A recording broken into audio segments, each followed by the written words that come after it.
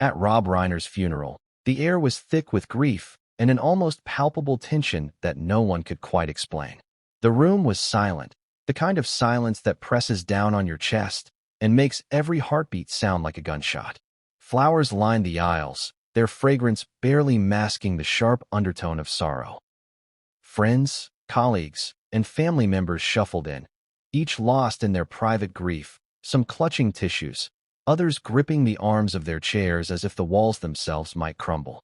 But in the midst of this carefully curated display of mourning, a presence lingered that no one had fully accounted for, a presence that would turn this ceremony into something chilling, unforgettable, and incomprehensible.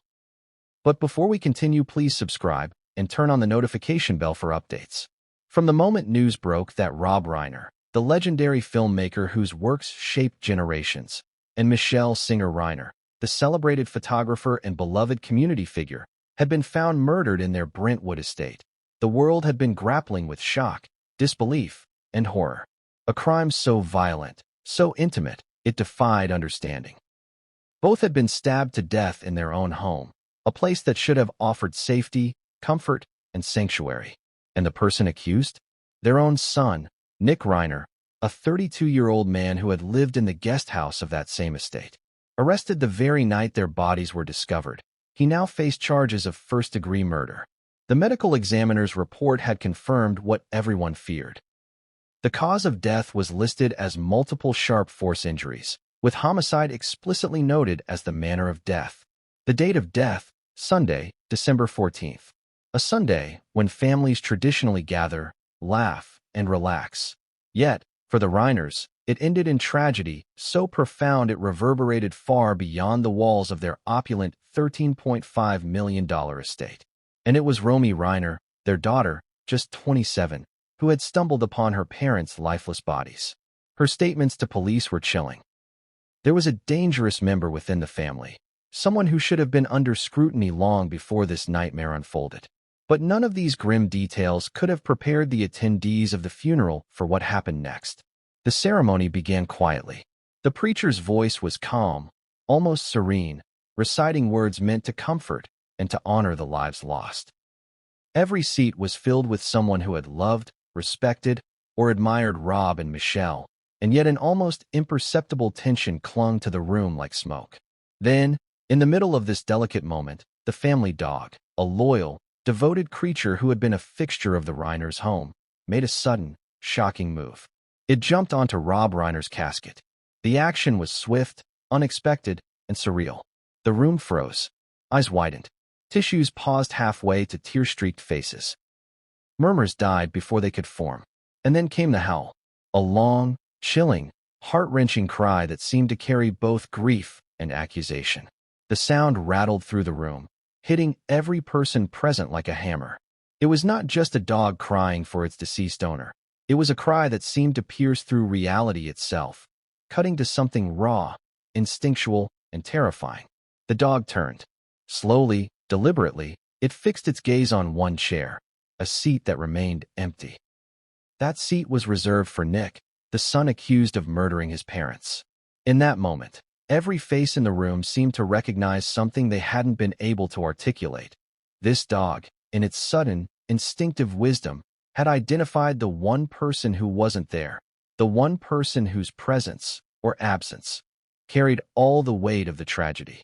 No one spoke. The air vibrated with silent questions. Was this coincidence, instinct, or something more unexplainable? The story of the Reiner family is not merely a tale of horror. It is a complex, layered narrative of love, fame, familial bonds, and underlying tensions that few could have guessed. Rob Reiner was more than a filmmaker. He was a cultural force. His films had shaped popular culture for decades, from the poignant explorations of human relationships to stories that made audiences laugh, cry, and reflect on their own lives. Michelle, a talented photographer, captured moments of human vulnerability and beauty, bringing depth and perspective to her art. Together, they had built a life that, on the surface, seemed enviable, harmonious, even idyllic. And yet, as with many families, appearances can be deceiving. Behind the grandeur, the fame, and the public accolades, there were dynamics, subtle, simmering, and often private, that the outside world could never see. Romy's comments to police hinted at long-standing tensions, perhaps unnoticed disputes that had festered over time. What drove a son to allegedly commit such a heinous act against the parents who had given him life? And what role did the subtle warnings, the quiet unease, and the small signs play in the lead-up to that fateful day? The public's fascination with the story is understandable. High-profile families, wealth, fame, and crime all intersect in a way that captures attention.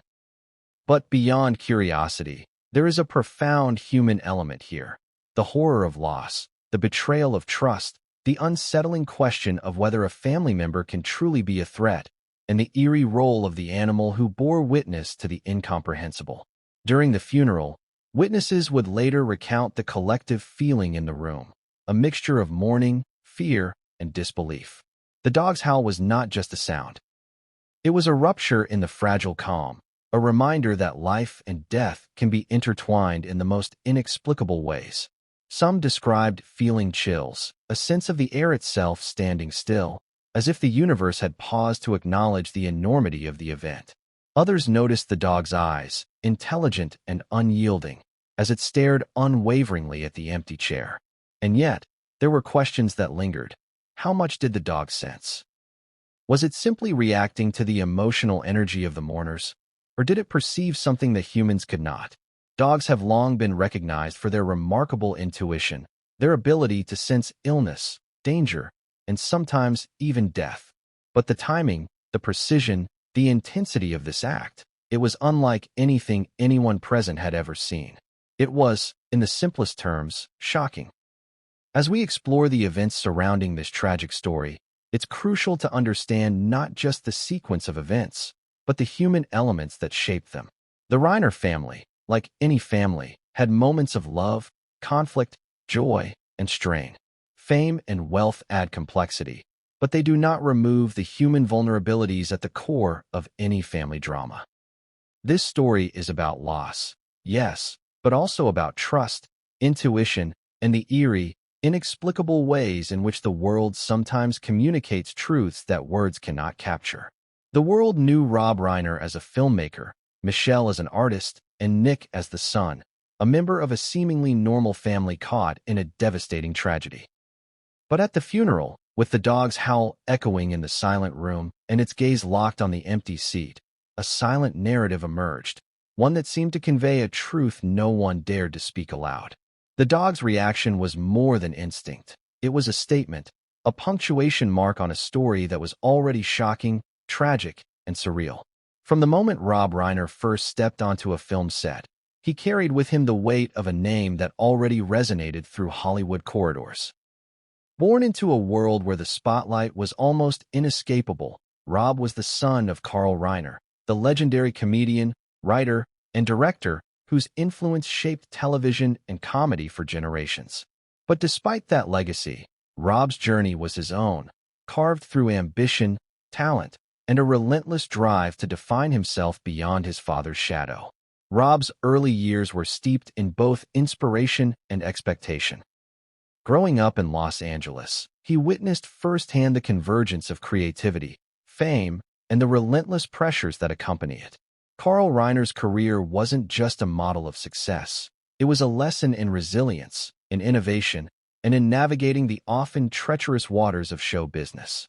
Rob absorbed these lessons, often quietly, observing the way his father commanded respect while maintaining a sense of humor that could disarm even the most skeptical of audiences.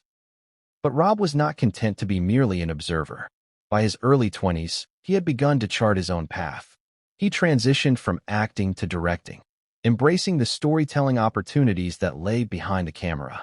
His directorial debut was more than a professional milestone. It was a statement of intent. He was here to craft narratives that resonated, that explored the intricacies of human relationships, and that could leave audiences both laughing and crying in the span of a single scene. Over the decades, Rob Reiner became synonymous with films that touched the heart. From the poignant and enduring romance of When Harry Met Sally, to the socially conscious humor of Stand By Me and the biting satire of The Princess Bride, his work reflected a deep understanding of human nature. Audiences saw themselves in his characters. Critics recognized a director who could balance humor, heartbreak, and insight with a deft hand. But beyond the accolades and box office numbers, there was a personal layer that few outsiders ever fully glimpsed. Rob Reiner was a husband, a father, a friend, and a man whose professional brilliance was inseparable from his human vulnerability. Michelle Singer Reiner, his partner in life and in subtle artistic collaboration, was a force of her own. Her photography captured moments of raw emotion, often highlighting the beauty in ordinary life. She had an eye for nuance, a talent for observing the world and distilling it into a frame that spoke volumes. Together, Rob and Michelle created a home that was both a sanctuary and a hub of creativity. Their Brentwood estate was more than a residence. It was a repository of memories, accomplishments, and the quiet, intimate moments that define a family. The couple's relationship was marked by mutual respect and admiration. Colleagues often remarked on the way they complemented one another. Rob's extroverted, ambitious energy paired with Michelle's reflective, thoughtful presence. Friends described their household as a place where laughter was frequent, ideas were nurtured, and art in all its forms was celebrated. But like any family, theirs was not without its complexities. Behind closed doors, there were disagreements, tensions, and the occasional clash of personality. Yet, for decades, these differences were managed with care, rarely surfacing beyond the walls of their home. Their children, Romy and Nick, grew up surrounded by this environment, one of creativity, high expectations, and a certain level of public scrutiny. Romy, the eldest, absorbed the world of art and culture with quiet determination, forging her own identity amid the weight of a famous surname. Nick, however, exhibited a more complicated trajectory. From an early age, he showed signs of intelligence and charm, yet also struggled with the pressures and expectations placed upon him by both family and society. As Rob and Michelle's careers flourished, they maintained a delicate balance between public visibility and private life. Rob's films were celebrated internationally, earning awards and critical acclaim, yet he remained intensely protective of his family. Michelle's photography, while less publicized, was no less impactful, celebrated in exhibitions, and collected by enthusiasts who understood the depth of her work. Together, they cultivated a life that appeared enviable from the outside, a blend of creativity, love, and professional success. And yet, beneath the surface, the subtle fractures of family life were always present. Differences in personality, approach, and ambition began to create tension points that, while invisible to outsiders, were felt deeply within the family. Romy often noticed these tensions, recognizing patterns and behaviors that hinted at deeper issues. Nick, whose relationship with his parents was more turbulent, sometimes struggled with these dynamics, feeling pressure, resentment, and at times, alienation. These undercurrents, small and seemingly insignificant in the context of everyday life, would later become crucial in understanding the tragic events that unfolded. The Reiner legacy, then, is not simply a story of fame or artistic achievement. It is a tapestry woven with triumphs and challenges, affection and tension, creativity and the human flaws that accompany even the most celebrated lives. Understanding this legacy is essential to understanding the tragedy that would later strike. A tragedy that was not only public in its impact, but deeply personal for those who loved and knew the Reiners best. In the broader context, the Reiners embodied both the promise and the peril of life in the spotlight. Fame and fortune offered opportunities, but also magnified every conflict, every misstep, every human flaw. Friends and colleagues admired the family's accomplishments, yet could not fully comprehend the private dynamics that shaped their daily lives. And in those private moments, unseen by the world, the seeds of tension were quietly sown, seeds that, under the right circumstances, could grow into something devastating. It is in this space, between public perception and private reality, between love and conflict, between legacy and mortality, that the story of Rob and Michelle Reiner and the tragedy that struck their family begins. To understand what happened at their funeral, to comprehend the shock of the dog's actions, and to piece together the complex puzzle of family, crime, and intuition, one must first understand who these people were, what they represented, and the world they inhabited. But even as we explore this legacy, there is an undeniable tension that lingers. The brilliance, the love, the achievements, they exist alongside the darkness, the betrayal, and the violent end that awaited the family. And it is precisely this juxtaposition, this contrast between light and shadow, that makes the story so compelling, so heartbreaking, and ultimately so shocking. As the funeral would later reveal, even the most loyal companion, the family dog, could sense something that humans could not. That instinct, that eerie, almost supernatural perception, would serve as the first glimpse into the deeper truths of the Reiner family's final, tragic chapter. The legacy of Rob and Michelle, while celebrated in life, would now be remembered through the lens of horror, grief, and the inexplicable actions of a creature whose loyalty transcended understanding. And just as the dog's howl shattered the fragile calm of the funeral, the story of the Reiner legacy shatters any simplistic narrative. It is a story of brilliance and creativity, of love and ambition, but also of hidden tensions and human fragility. Every achievement, every photograph, every film, every act of kindness existed alongside vulnerabilities, misunderstandings, and conflicts that, left unresolved, contributed to the unfolding tragedy. But what came next would test the limits of understanding, the limits of grief, loyalty, and intuition, in ways that no one at the funeral, no one who loved them, and no one who followed their story could have imagined. The stage was set. The legacy had been established. And the first signs of a drama that would shock the world were already stirring beneath the surface. It began like any other Sunday morning in Brentwood. The air was crisp, the California sun spilling gently across manicured lawns, casting long shadows between the towering oaks that lined the Reiner estate. Inside the $13.5 million home, the atmosphere was deceptively calm, filled with the quiet sounds of a family going about its routines. Rob Reiner, ever meticulous in his habits, was likely sipping his morning coffee, reviewing scripts, or jotting notes for an upcoming project. Michelle Singer Reiner, whose eye for detail extended beyond photography into the rhythms of her home life, may have been arranging flowers, organizing photographs, or preparing breakfast. From the outside, everything seemed ordinary. Passers-by on the quiet street could only see the elegant facade of the estate, its pristine gardens, and the occasional glimpse of a car in the driveway.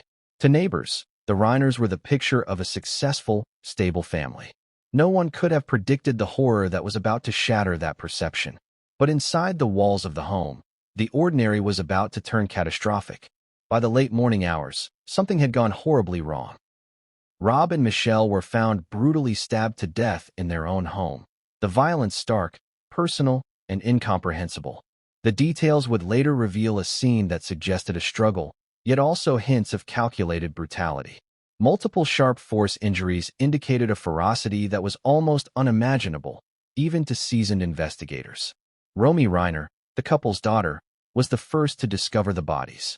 Just 27, she faced a nightmare that would haunt her for the rest of her life. According to preliminary reports, Romy's discovery was both accidental and horrific. She entered the home, expecting to see her parents, to greet them with casual warmth, only to encounter a scene of unimaginable violence. Her statements to police were precise and chilling. She mentioned a dangerous family member who should have been under suspicion long before this event, implying that she had sensed tension or threat, but perhaps had not been fully heard. The accused, Nick Reiner, 32, had been living in the guest house on the estate. His proximity to the victims made him an immediate person of interest. Police quickly acted, arresting Nick that very night. The accusation of first-degree murder sent shockwaves through the local community, through Hollywood, and across the media, which latched onto the story with a mixture of fascination and horror. The Brentwood estate itself became a focal point for the unfolding investigation. Every room, every hallway, every object potentially held clues. Forensic teams worked meticulously to reconstruct the timeline of events. Evidence was cataloged, photographs taken, and statements gathered. The complexity of the crime scene suggested more than a spur-of-the-moment act. The precision and proximity pointed to a scenario fraught with both emotional intensity and, perhaps, premeditation. Neighbors recalled hearing little that morning. No unusual sounds, no cries, no disturbances that might have hinted at the tragedy within. The contrast between the serene exterior and the violence inside underscored the unpredictability of human behavior and the chilling fact that danger can exist unnoticed, even in the homes of the wealthy, the famous, and the seemingly secure. News of the deaths spread rapidly. Social media erupted with speculation, grief, and disbelief. Fans of Rob Reiner's films mourned the loss of a cultural icon, while followers of Michelle's photography lamented the untimely death of a creative visionary. For those who knew the family personally, the emotional impact was profound. Friends described a couple who were devoted to their children, committed to their craft, and deeply connected to those around them. The juxtaposition of public admiration and private horror made the story all the more compelling and tragic. By the time authorities released the initial reports, the public had begun to piece together a narrative. Rob and Michelle Reiner, victims of a violent home invasion or familial betrayal, found in their residence, discovered by their daughter, with suspicion immediately falling on their adult son. The media headlines were stark, unavoidable. Film director and wife found murdered, son arrested. The simplicity of the headlines belied the complexity of the underlying story. A complexity that would only grow as investigations continued and the family's private history came to light. The timeline of the day was reconstructed carefully by investigators. Early hours were calm, filled with ordinary domestic activity. Mid-morning brought the violence, the exact sequence still partially shrouded in mystery. By late afternoon, law enforcement had been notified, the scene secured, and Romy's statements recorded.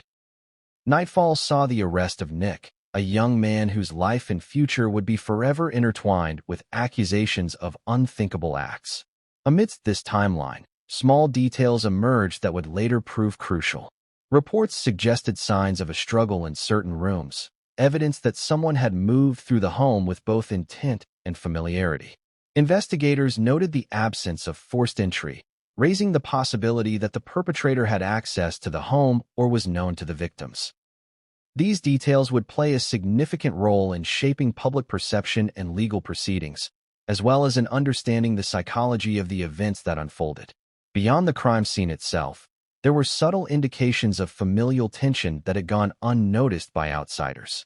Friends and acquaintances spoke of minor disputes, disagreements over money or property, and other small conflicts that, in retrospect, hinted at deeper undercurrents.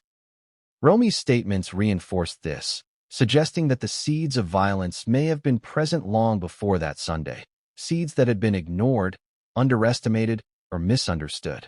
The day of the tragedy did not end with the arrests or the securing of the crime scene.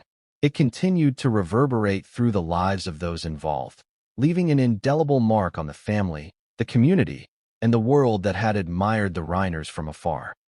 Friends described sleepless nights. Colleagues expressed shock at the loss of someone who had influenced their creative lives, and the public grappled with the notion that a family so outwardly successful could experience such catastrophic internal rupture. As investigators pieced together the events, questions multiplied. What had led to the escalation of conflict to this lethal point? Had warning signs been overlooked? Could intervention have prevented the tragedy? And perhaps most haunting of all, how could the ordinary Sunday morning, the coffee, the routines, the quiet calm of a family home, end in such extraordinary violence? The dog, ever present in the household, had witnessed the events of that day in ways no human could fully comprehend. Animals often sense things imperceptible to human perception: emotional tension, danger, distress. While the dog's actions during the funeral would later become the focal point of the story, the events of the day itself provided the context for that reaction. It was a day marked by abrupt, tragic disruption, a day that ended with loss, confusion, and a sense of incomprehensible betrayal. And yet, as shocking as the day of the tragedy was, it was merely the beginning of a series of events that would captivate the public, disturb the family, and ultimately bring attention to questions about human behavior, intuition, and the subtle yet powerful ways that loyalty, love, and grief manifest, not only in people, but in the animals who share our lives. By nightfall, the Brentwood estate was cordoned off, lights from police vehicles flashing against the darkened walls. The Reiner home, once a symbol of creativity and familial warmth, now stood as a monument to loss and mystery. Those closest to the family, and those far removed, could only speculate about the motivations, the emotional dynamics, and the shocking immediacy of the violence. But what came next would bring the tragedy from the private confines of the home into the public, ceremonial space of mourning. And the world would witness something that defied explanation, something that would haunt everyone present, and something that would forever change the narrative of the Reiner family. The name Nick Reiner, once largely unknown outside the circle of family and friends, suddenly became synonymous with tragedy, suspicion, and public fascination. At just 32 years old, he was thrust into the center of a story that combined fame, murder, and familial betrayal in a way that few could have imagined. Who was Nick Reiner? How could the son of Rob and Michelle, people admired, beloved, and successful, become the focal point of such a devastating event? Understanding Nick, his upbringing, and the complexities of his personality is crucial to understanding the shocking narrative that unfolded. From the beginning, Nick's life was shaped by the dual forces of privilege and expectation. Growing up in the shadow of a legendary father, he had access to opportunities, resources, and mentorship that few could ever imagine. But privilege carries a weight of its own. The expectations of living up to a family legacy, the subtle pressure to conform to a standard of achievement, and the constant awareness of being watched by family, by peers, and eventually by the public, can shape, distort, and sometimes destabilize a young mind. Nick was known to those close to him as intelligent, charming, and at times, mercurial. He displayed creativity and wit, qualities nurtured by a household steeped in art, film, and culture. Yet there were signs of volatility, of emotional intensity that could shift from affection to anger in moments. Friends noted that he could be warm and endearing one moment, then withdrawn or defensive the next. Like many children of highly successful parents, he wrestled with identity, self-worth, and the struggle to carve a distinct path apart from the shadow of fame. Reports and acquaintances described a young man who sometimes clashed with his parents over choices, lifestyle, and autonomy. These disputes, while perhaps common in many families, were amplified by the wealth, visibility, and expectations surrounding the Reiners. Nick's residence in the guest house on the estate, though seemingly innocuous, positioned him both physically and symbolically apart from the central family unit. It allowed independence, but also, perhaps, contributed to distance, miscommunication, and unaddressed tensions. As details emerged following the tragedy, investigators and psychologists began examining Nick's potential motives and state of mind. The accusation of first-degree murder suggested premeditation, yet at the same time, questions remained about impulse, emotional triggers, and the dynamics of the family relationships that may have contributed to this catastrophic event. Those who knew Nick were often conflicted. They described a man capable of profound loyalty and warmth, yet also someone who could harbor anger and frustration in ways that were sometimes difficult to predict.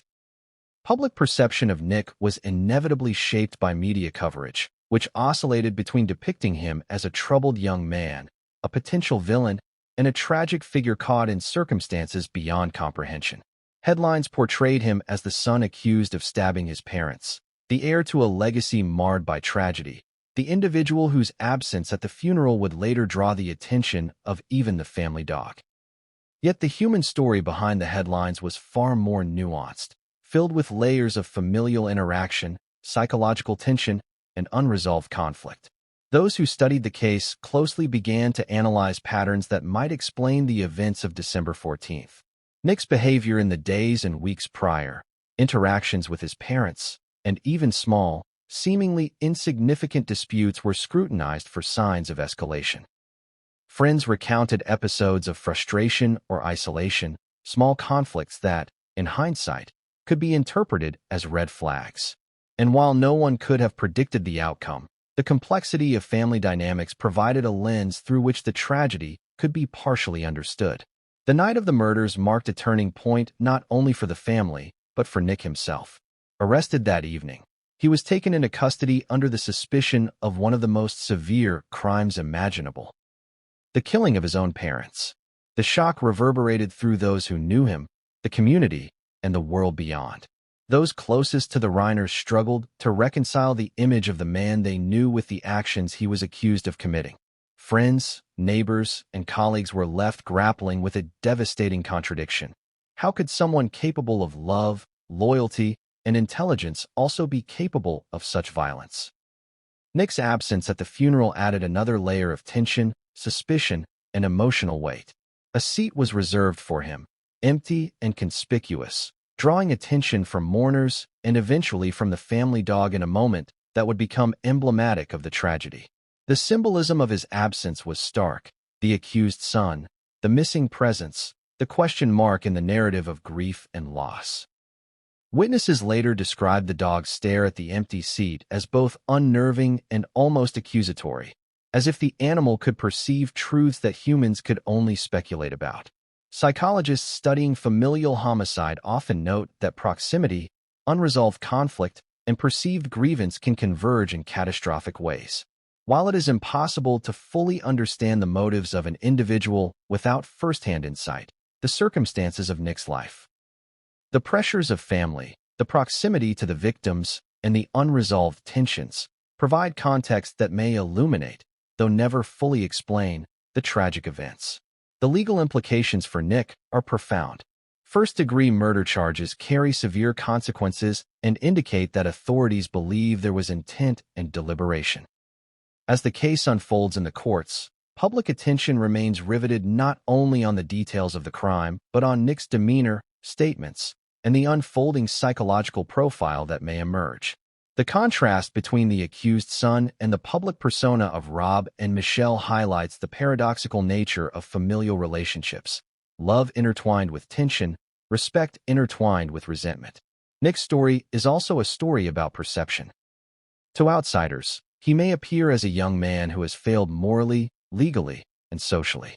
To those within the family, he is a son whose actions are intertwined with a lifetime of experiences, pressures, and emotions. Understanding him requires navigating these overlapping narratives, recognizing the human complexity that exists behind headlines and courtroom testimony. And yet, despite the focus on Nick, the story is far from complete. The events of that day, the responses of family members, the reactions of friends, and the eerie behaviors of the family dog all contribute to a narrative that transcends a simple crime story. There is the question of intuition, the question of loyalty, the question of whether the bonds of family can reveal truths that humans themselves may be blind to. As investigators, family members, and the public struggled to make sense of the accusation against Nick, the larger narrative of the Reiner family continued to unfold.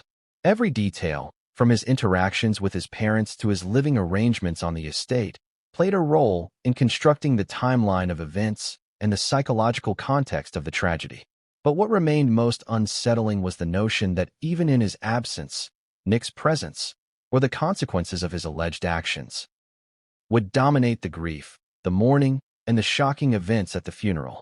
The story of Nick Reiner is not merely one of accusation. It is a lens through which we explore family dynamics, psychological complexity, and the unpredictable consequences of human behavior. It is a cautionary tale, a tragic narrative, and a prelude to the events that would forever alter the Reiner family's legacy. And just as the morning of the tragedy marked the end of ordinary life for the Reiners, the funeral would mark the beginning of a new chapter, one in which the absence of Nick, the presence of the dog, and the collective grief of those attending would create a scene both surreal and unforgettable. But what came next would bring all of these elements: the son, the crime, the grief, and the uncanny intuition of an animal, crashing into the room in a way that no one could have predicted. The Brentwood estate, a sprawling $13.5 million property with manicured gardens, sun-drenched patios, and meticulously curated interiors, had always been a symbol of the Reiner family's success. It was a place where art and life intertwined, where creativity and comfort coexisted, and where family memories had been painstakingly layered over decades. Yet on the afternoon of December 14th, It became the site of a scene so harrowing, so violently intimate, that even the most experienced investigators struggled to reconcile its reality with the home's serene appearance. When police arrived, they were met with a scene that immediately spoke of both chaos and precision. The layout of the home, open yet compartmentalized, filled with light and personal artifacts, had now become the backdrop for an unimaginable tragedy. The bodies of Rob Reiner and Michelle Singer Reiner were discovered in spaces that were meant to embody comfort, safety, and familial warmth. Multiple sharp force injuries indicated a level of aggression and intent that was almost clinical in its intensity, yet deeply personal in its execution. This was not a crime committed in haste. It was a calculated act, intimate and deliberate, leaving investigators with the grim task of piecing together both motive and method. The first detail that drew attention was the apparent absence of forced entry. Doors and windows showed no signs of breakage, locks remained intact, and there was no evidence suggesting an external intruder had breached the property. This fact alone narrowed the pool of suspects considerably, raising the inevitable question: could the perpetrator have been someone with access, someone known and trusted by the victims? In cases of familial homicide, this pattern is not uncommon, but the clarity of the evidence, coupled with the brutality of the act, sent ripples of shock through the investigative team. Every room in the Reiner home was meticulously cataloged and photographed. Forensic teams worked to map the trajectory of the events, searching for evidence that could clarify the sequence of attacks, the possible involvement of multiple individuals, or the potential use of weapons other than the knife. Blood spatter patterns, the positioning of bodies, and the distribution of personal items became critical pieces of the puzzle. Each observation, each minute detail, could either corroborate or challenge witness accounts, and it was the painstaking assembly of these elements that would eventually form the foundation of the legal case against Nick Reiner. Investigators noted specific details that suggested both struggle and restraint. Certain rooms showed signs of minor disarray, items slightly displaced, as if there had been a confrontation or movement of the victims. Yet other areas were unervingly undisturbed, suggesting moments of calm amidst violence, or perhaps indicating where the attacks had taken place. This interplay between chaos and order became one of the most compelling aspects of the case, offering a window into the psychological and physical dynamics of the tragedy. The weapons used were also of particular interest. The sharp force injuries indicated a bladed instrument, and while no weapon was immediately recovered, the pattern of injuries suggested close contact and personal proximity. This was not a random act. It was a deliberate engagement, one that required presence, intent, and a disturbing degree of resolve. Forensic experts began reconstructing angles, force, and timing, attempting to recreate a sequence that could make sense of the horror. Each calculation, each model, brought them closer to understanding the mechanics of the crime, and, in turn, the mindset of the alleged perpetrator. Witness statements, particularly Romy's, became pivotal. Her recollections provided both timeline markers and emotional context. She described the shock of discovering her parents, the visceral impact of witnessing violence firsthand, and the unsettling realization that someone familiar, someone within the family, might have orchestrated the act. Romy's observations, coupled with physical evidence, helped investigators differentiate between impulsive action and premeditated planning. Her insistence that there was a dangerous family member involved lent credence to the theory that the events had roots extending beyond a single moment of rage. Beyond the immediate forensic evidence, investigators also began examining the broader context of the home. Security systems, guest house access, and digital footprints were all scrutinized. Patterns of movement within the property were analyzed, revealing that the alleged perpetrator had the familiarity and confidence to navigate the estate without alerting anyone.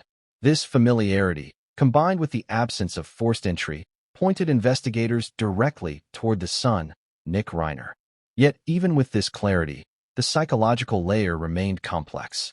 How does a son reconcile love and loyalty with acts of lethal violence? How does familial proximity intersect with rage, resentment, or perceived grievance? The broader implications of the crime scene reverberated through the community.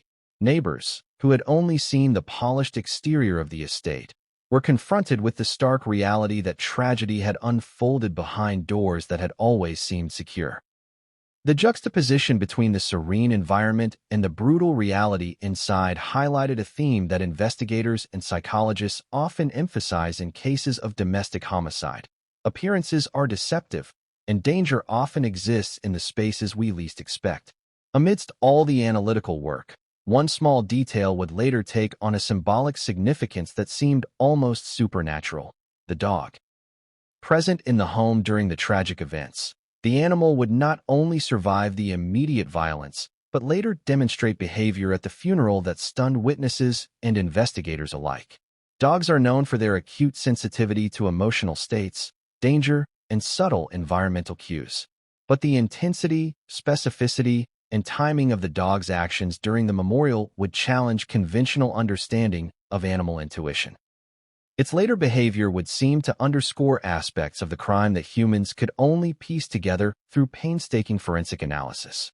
Investigators also paid close attention to interpersonal dynamics within the family. The Reiner household, like any long-standing family unit, contained layers of relationships, loyalties, conflicts, and unspoken tensions. Understanding how these dynamics may have escalated to lethal violence was as critical as the physical evidence. Behavioral patterns, prior disputes, and emotional triggers were scrutinized in conjunction with the forensic data, creating a comprehensive, if chilling, portrait of the events leading to the tragedy. Romy's testimony also emphasized the emotional impact of discovering her parents' bodies. Her initial shock gave way to a mixture of fear, grief, and responsibility. She became a crucial informant for the investigators, providing a first-hand account that, combined with forensic evidence, created a comprehensive understanding of the tragedy. Her ability to articulate both factual details and emotional context allowed law enforcement to reconstruct the sequence of events with a degree of precision that would have been impossible without her cooperation. But Romy's revelations did not end with the immediate events of December 14th. She also spoke of long-standing family secrets that, while never publicly acknowledged, had shaped the interactions between her brother and their parents. These included disagreements over inheritance, disputes over autonomy within the household, and concerns about emotional stability. Each revelation added depth to the narrative, illustrating how private tensions, when unaddressed, can culminate in unforeseen and catastrophic outcomes. The combination of Romy's testimony and the physical evidence from the crime scene created a compelling, if deeply unsettling, portrait of the Reiner family tragedy. Her insights offered clarity, but also raised new questions. Had anyone recognized the danger before it was too late? Were there moments when intervention might have prevented the escalation? And most hauntingly, how did familial love coexist with the capacity for lethal violence? While Romy provided essential factual and emotional guidance for investigators, she also became a symbol of resilience and courage. To face such a horrific scene, to provide clear and accurate testimony, and to navigate the public scrutiny that followed required extraordinary fortitude. Her presence, her observations, and her insights would shape both the legal proceedings and the public's understanding of the tragedy. And yet, even as Romy's testimony illuminated the hidden tensions and dangers within the family, it could not fully explain the surreal events that would unfold at the funeral. The grief, the accusation, and the silent presence of Nick's empty seat created a moment that no testimony, no analysis, could entirely prepare anyone for. The family secrets Romy revealed, combined with the evidence and behavioral patterns, created a narrative filled with suspense, tension, and unresolved questions. But the most striking aspect of the story, the eerie, almost instinctive behavior of the family dog during the funeral, remained to be witnessed, a chilling testament to the unseen forces, loyalty, and intuition that would define the next chapter of this tragic saga. But what came next would thrust the family, the mourners, and the world into a moment that blurred the line between grief and the inexplicable, between reality and intuition, a moment that would leave everyone present frozen in disbelief. The day of Rob and Michelle Reiner's funeral arrived under a sky that seemed almost symbolic of the emotions inside the Brentwood chapel, overcast, heavy, and foreboding. Friends, family, colleagues, and those who had admired the couple from afar began to arrive, each carrying their own mixture of grief, shock, and curiosity. The estate's driveway, lined with luxury cars and discreetly stationed police vehicles, hinted at the extraordinary nature of the event. Yet no one could have anticipated the atmosphere that would take hold inside the room, an atmosphere charged with tension, mourning, and an almost palpable sense of dread. From the moment the doors opened, the funeral felt different from a typical ceremony. It was not only a gathering of mourners, but a convergence of conflicting emotions. Love and admiration mingled with shock and suspicion, creating a tension that seemed to cling to the air itself. Attendees whispered quietly to one another, speculating about the tragedy, the accused son, and the events leading to that day. The media had been relentless in coverage, and the public's fascination lent an unspoken weight to every step, glance, and gesture. The seating arrangements reflected the complexity of the family situation. Each relative, friend, and colleague had been carefully placed, with particular attention given to those closest to Rob and Michelle. In the center of the front row, an empty chair had been reserved, a seat meant for Nick, the son accused of murdering his parents. Its emptiness was immediately noticeable, a silent testament to absence, accusation, and the tension that permeated the room. Some mourners glanced at it with unease, others with curiosity, while a few seemed unable to tear their eyes away, as if the chair itself held a story waiting to be revealed. The chapel was decorated with elegance and care. White lilies, roses, and orchids framed the casket, their beauty a stark contrast to the grief that saturated the room. Photographs of Rob and Michelle adorned pedestals, capturing moments of joy, love, and creativity that had defined their lives. Soft, solemn music played in the background, attempting to soothe but often failing to penetrate the dense emotional fog that had settled over the mourners. Every detail, from the placement of flowers to the lighting and seating, had been orchestrated to honor the deceased, yet the events of the day promised to challenge even the most carefully curated ceremonial plans. As the ceremony began, there was a fragile quiet. The officiant spoke with measured calm, offering words meant to comfort, to honor, and to provide a framework for mourning. Attendees nodded, dabbed tears from their eyes, and held each other in silent support. Yet beneath the surface of this conventional grief, a different kind of tension simmered. The empty chair for Nick, the memories of violence that had shattered the family, and the collective awareness of the shocking events leading to this gathering created an almost electric atmosphere. It was in this charged environment that the family dog made its first dramatic move. A loyal companion who had been present during the tragedy at the Reiner estate, the dog suddenly leapt onto Rob Reiner's casket. The motion was swift, deliberate, and startling. In an instant, the fragile quiet of the chapel shattered. Gasps rippled through the crowd. Some mourners clutched their chest in shock, others froze mid-step, and the officiant paused mid-sentence. No one had expected this. A dog, ordinarily a symbol of companionship and comfort, had intruded upon the ritual of mourning in a manner that was both unsettling and deeply poignant. And then came the howl. It was long, loud, and mournful, a sound that carried grief, pain, and perhaps accusation all at once. The cry seemed to echo through the chapel, reverberating off walls, pews, and the polished floors, as if demanding acknowledgement. Attendees later described a visceral reaction, chills that ran down their spine, a sudden tightening in their chest, and the eerie sensation that the howl was speaking not just to them but through them, connecting everyone to the tragedy in an intimate and inexplicable way. The dog's gaze followed the howl with precision, its eyes, sharp and unwavering, fixed on the empty chair reserved for Nick. In that instant, everyone in the room sensed something extraordinary. The animal was not merely reacting to the ceremony or the energy of the mourners.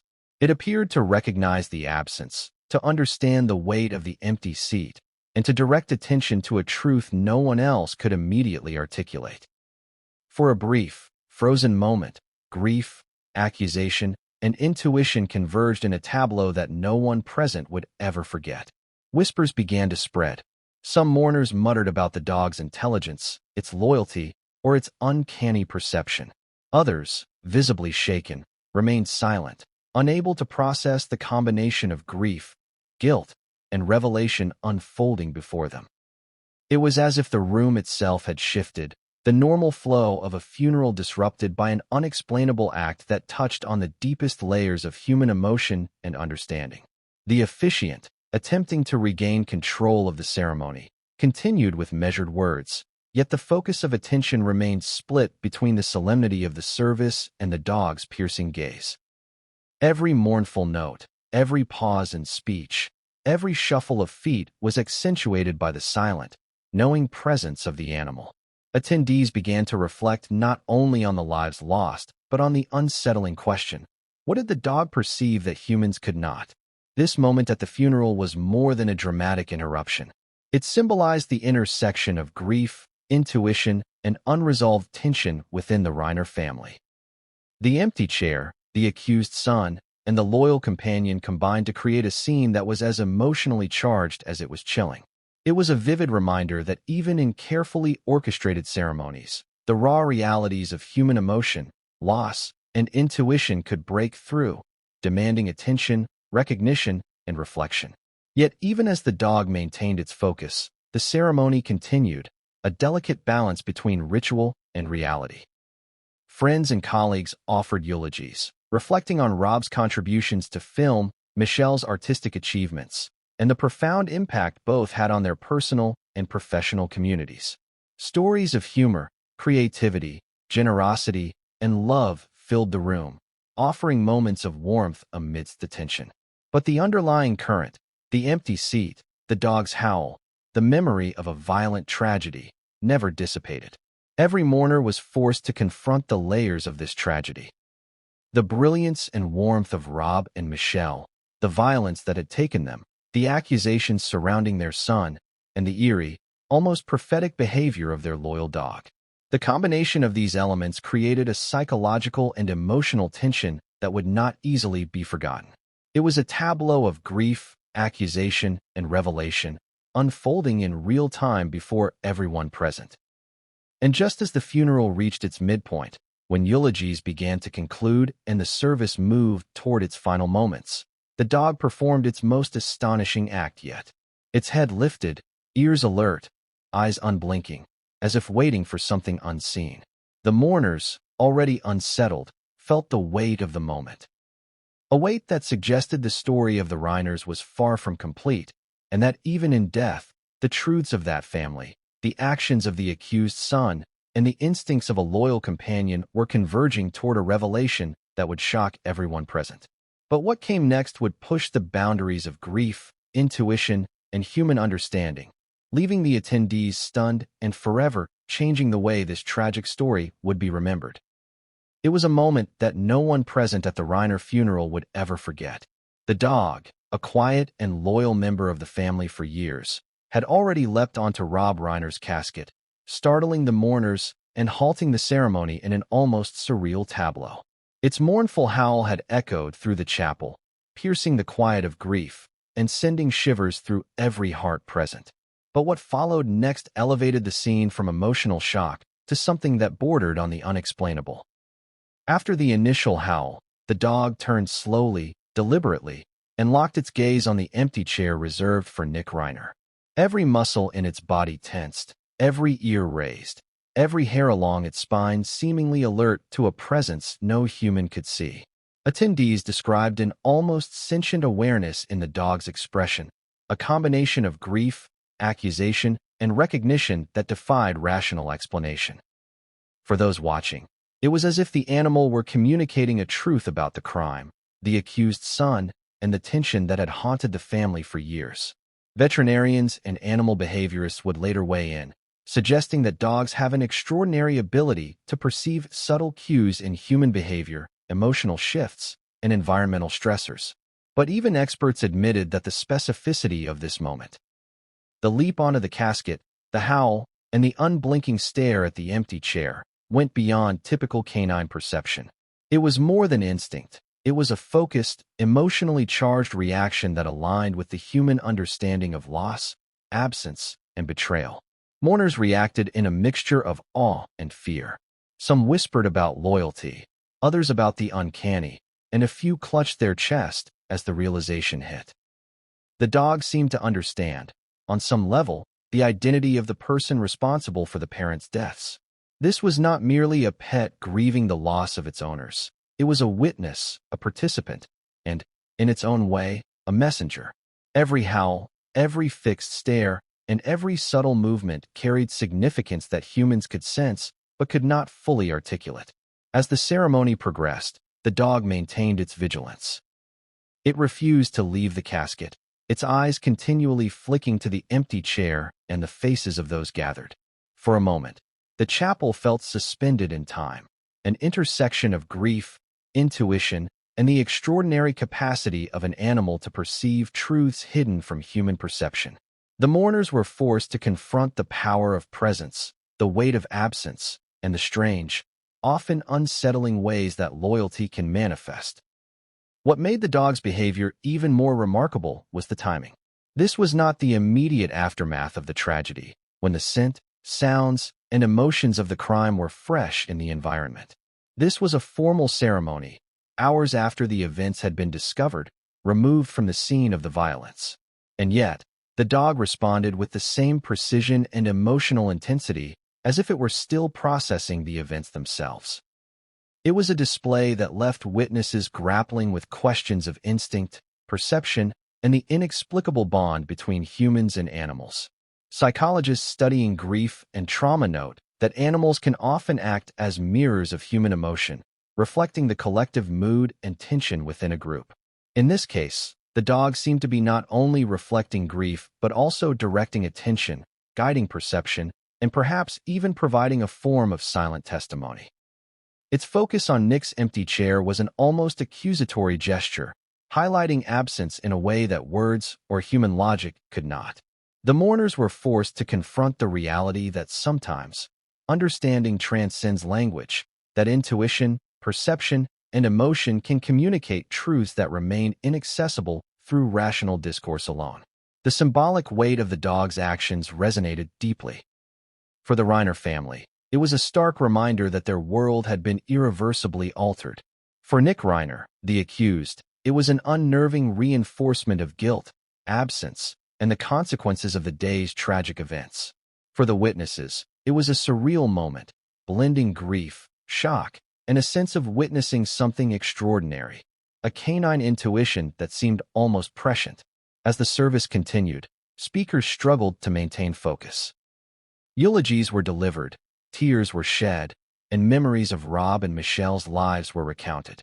Yet the dog's presence remained a persistent, almost spectral element in the room, an unspoken commentary on the family, the tragedy, and the empty chair that had become a focal point of tension and accusation. Every anecdote, every recollection of humor or warmth, seemed to be punctuated by the quiet insistence of the animal's gaze. Observers would later reflect that the dog's behavior encapsulated the emotional and psychological complexity of the entire tragedy. It was a creature whose loyalty transcended understanding, whose grief was expressed in a manner both visible and profound, and whose actions highlighted truths that humans could only infer.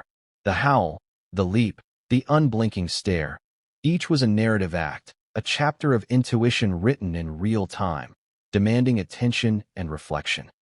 Yet even in this moment of uncanny awareness, the mourners could sense that the story was not over. The funeral, the ceremonies, and the eulogies were only a stage for a deeper, more mysterious narrative, one that would continue to unfold in the weeks, months, and years following the deaths. The dog's actions served as a reminder that tragedy is never confined to the immediate moment. It lingers, interacts with memory, and can manifest in unexpected, sometimes unexplainable ways. The question that hung over the chapel was unavoidable.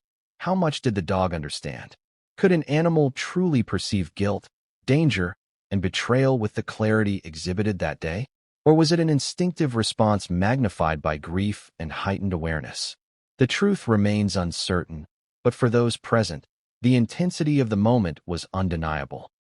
The dog had made its presence known, communicated a truth without words, and in doing so, transformed an already heartbreaking funeral into a moment of profound, chilling significance. And as the service drew to a close, with mourners preparing to leave, there was a sense of unsettled reflection, a recognition that the loss of Rob and Michelle was only one dimension of the tragedy. The unresolved questions about Nick, the family dynamics, and the eerie insight of a loyal companion created a narrative that was far from complete, a story whose echoes would reverberate long after the funeral ended. But what came next, in the legal proceedings, the public revelations, and the unfolding investigation, would deepen the mystery even further, revealing layers of motive, emotion, and consequence that no one present that day could have fully anticipated.